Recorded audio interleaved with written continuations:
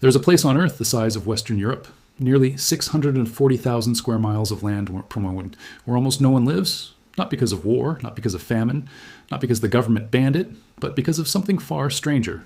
The land itself seems to reject human life in a way that defies easy explanation. The Tarim Basin in western China, the heart of the Xinjiang region, sits surrounded by some of the world's most brutal mountain ranges. The Tian Shan to the north, the Kunlun Mountains to the south, the Pamir Plateau to the west. It is enclosed, sealed off like the inside of a fist. And at its center lies the Taklamakan Desert, whose name in the Uyghur language translates chillingly to, you go in, you don't come out. But here's what makes this story bizarre, not just dramatic. The Taklamakan is not the Sahara. It is not simply hot. It is not simply dry. It is a desert that creates its own weather, buries ancient cities under sand, and sits on top of one of the richest oil reserves on Earth. A place that has swallowed entire civilizations, erased Silk Road empires, and today remains one of the most sparsely inhabited regions in the world, despite China having 1.4 billion people. So what is the real reason no one lives here? The answer involves geology, meteorology, ancient history, and a geographic accident so extreme it shaped the entire course of human civilization in Asia. To understand why Western China is essentially empty today, you have to go back, not just centuries, but millions of years. Around 50 million years ago, the Indian subcontinent, which was once a separate landmass drifting northward, crashed into the Eurasian plate. This collision was not subtle. It was, in geological terms, catastrophic. The impact crumpled the Earth's crust and pushed rocks skyward, forming the Himalayas and the Tibetan Plateau, the highest elevated region on Earth. The Tibetan Plateau alone averages over 14,000 feet above sea level across an area larger than Western Europe. This matters enormously. Monsoon winds that bring life-giving rain to South Asia simply cannot climb that wall. They dump their moisture on the southern slopes and never make it to the other side. This is called a rain shadow, and Western China sits in the deepest, most extreme rain shadow on the planet. The Tarim Basin, which is the geographic heart of Western China, receives on average less than 10 millimeters of rainfall per year in its interior. Parts of the Taklamakan Silk Road could not have existed. Without the Silk Road, the oasis cities of the Tarim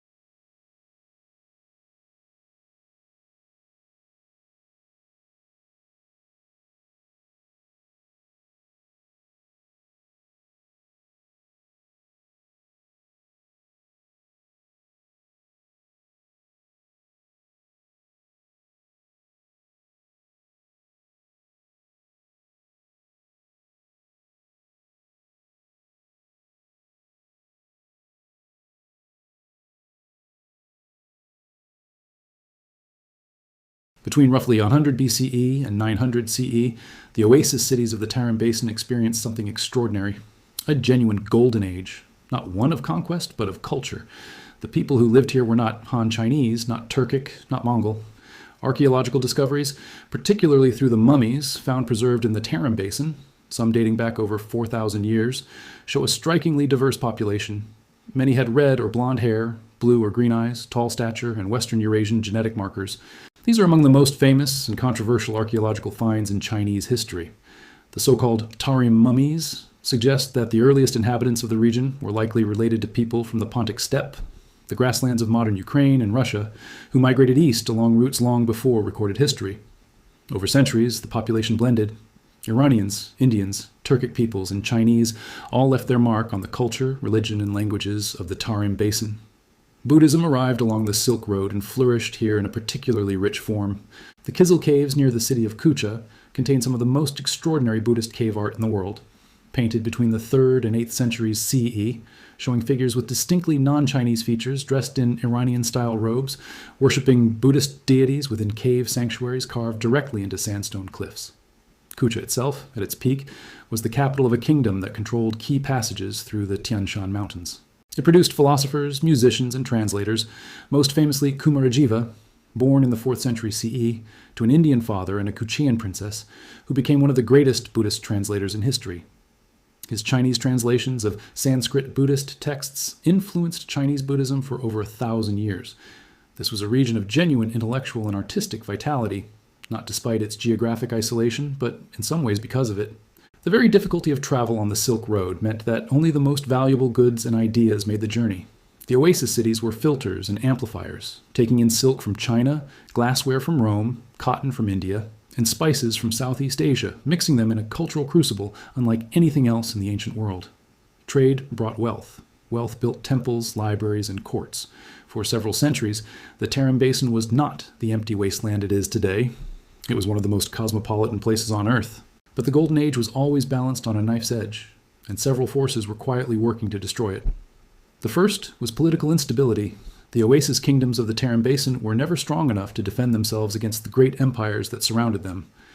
The Han Dynasty controlled the region during their expansionist periods. The Tang Dynasty, which reached its peak in the 7th and 8th centuries CE, sent armies deep into Central Asia and briefly held territory as far west as Afghanistan. Then the Tibetan Empire expanded north. Then the Uyghur Khaganate rose and took control. Then the Abbasid Caliphate pressed east from Persia. The Battle of Talas in 751 CE, a confrontation between the Tang Dynasty and the Arab Abbasid Caliphate near modern Kyrgyzstan, is often cited as the moment that ended Chinese dominance in Central Asia. Tang forces lost. The Arab victory helped accelerate the spread of Islam into Central Asia, gradually transforming the region from Buddhist to Muslim over the following centuries. But the political shocks, devastating as they were not the most fundamental threat. The deeper crisis was environmental, and it had been building for centuries. The rivers that fed the oasis cities were not infinite. They depended on glacial melt from the surrounding mountains, and the volume of that melt was never constant. Climate shifts, the medieval warm period, periods of drought, shifts in monsoon patterns, could reduce river flow enough to threaten the fragile agriculture of the oases. When water declined, agriculture failed. When agriculture failed, populations that had no other food source had no choice but to leave. Simultaneously, desertification was advancing. The Taklamakan Desert is not static. It moves. Wind-driven sand dunes can migrate dozens of meters per year. Entire towns that were once surrounded by irrigated fields could be engulfed by sand within a generation. Archaeological surveys have found cities buried under meters of sand, their walls still standing, their artifacts perfectly preserved by the arid conditions, ghost towns of the ancient world, frozen in time by the very desert that destroyed them. The turning point that truly ended the Tarim Basin's era of significance came not from an invading army or a drought, but from a shift in global trade routes. By the 15th century, European explorers had begun charting sea routes around Africa to Asia. Vasco da Gama rounded the Cape of Good Hope in 1498 and opened a maritime route from Europe to India and China. The sea route was faster, cheaper, safer, and could carry far larger volumes of goods than any caravan crossing the deserts of Central Asia. The Silk Road began to die. This was not an immediate collapse. Trade along overland routes continued for centuries in reduced form, but the economic logic that had sustained the oasis cities of the Tarim Basin was fundamentally broken. The cities had existed because they sat on the only viable trade route between east and west. Once the sea routes opened, that geographic advantage vanished. Without trade revenue, the cities could no longer maintain the irrigation infrastructure that their agriculture depended on. Irrigation canals required constant maintenance, clearing of silt, repair of walls, organized labor to keep water flowing. Without an economic surplus to fund that labor, canals fell into disrepair. Without canals, fields dried up. Without fields, populations left. Some cities were simply abandoned, their populations dispersing to larger centers or migrating out of the region entirely. Others shrank from cosmopolitan trading hubs to small, poor villages living at subsistence level. The sand moved in. Within a few centuries, entire cities that had once been vibrant commercial centers were buried. When the Swedish explorer Sven Hedin rediscovered the ancient city of Danden Oilik in the Taklamakan in 1896, he found it almost perfectly preserved under sand. Buddhist temples, wooden beams, painted manuscripts, coins from ancient trade, an entire civilization frozen the moment it was abandoned. Western China had gone from the crossroads of the world to one of the most forgotten places on earth. The final chapter of the Tarim Basin's population story is perhaps the most brutal, because it happened not in antiquity, but in living memory. Through the 19th and 20th centuries, the region, now increasingly called Xinjiang, meaning new frontier in Chinese, remained extraordinarily sparsely populated. The Uyghur people, a Turkic Muslim group, made up the majority of the small population that remained, concentrated in the oasis cities along the edges of the basin. The Han Chinese population was minimal. The environment offered too little incentive for mass migration. But geography has one final cruel joke to play on the Tarim Basin. Underneath that desert, beneath all that sand and death, sits one of the largest oil and natural gas reserves in China. The Tarim Basin holds an estimated 16 billion tons of oil equivalent, roughly comparable to the reserves of Saudi Arabia in certain estimates. And below the basin, geologists have identified massive coal deposits, mineral reserves, and lithium, the metal critical for modern batteries. The emptiness of Western China is not emptiness at all, it is a vault. The Chinese government began serious resource extraction in the Tarim Basin in the 1990s, and it fundamentally changed the political calculus around the region. Xinjiang, which had been administratively important but economically marginal, suddenly became strategically critical. Infrastructure investment, roads, railways, pipelines, poured into the region. Han Chinese workers and settlers were actively encouraged to migrate west. Today, the demographic balance of Xinjiang is actively contested. The Uyghur people, who once constituted the overwhelming majority of the population in the oasis cities, now share the region with a growing Han Chinese population.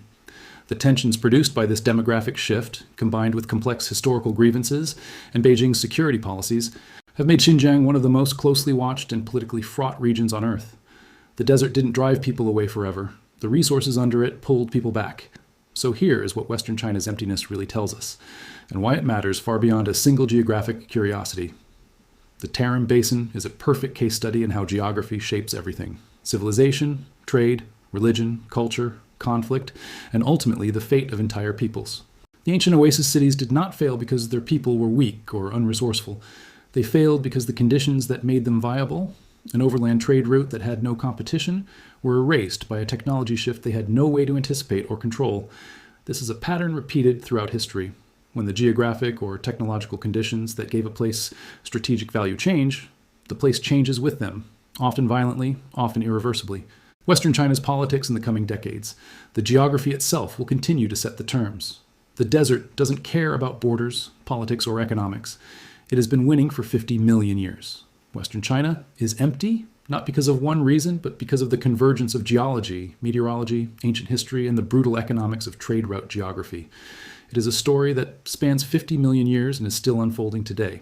The next time you look at a map and see a vast, blank, nameless space, ask yourself, what buried cities are under that sand? What empires rose and fell in that silence? What is the bizarre, specific geological reason that place ended up the way it is? And what does it tell us about the one we're standing in? If this kind of history is what you're here for, subscribe. Because this channel exists for exactly this: the strange, specific, world-changing stories hiding inside places no one thought to look.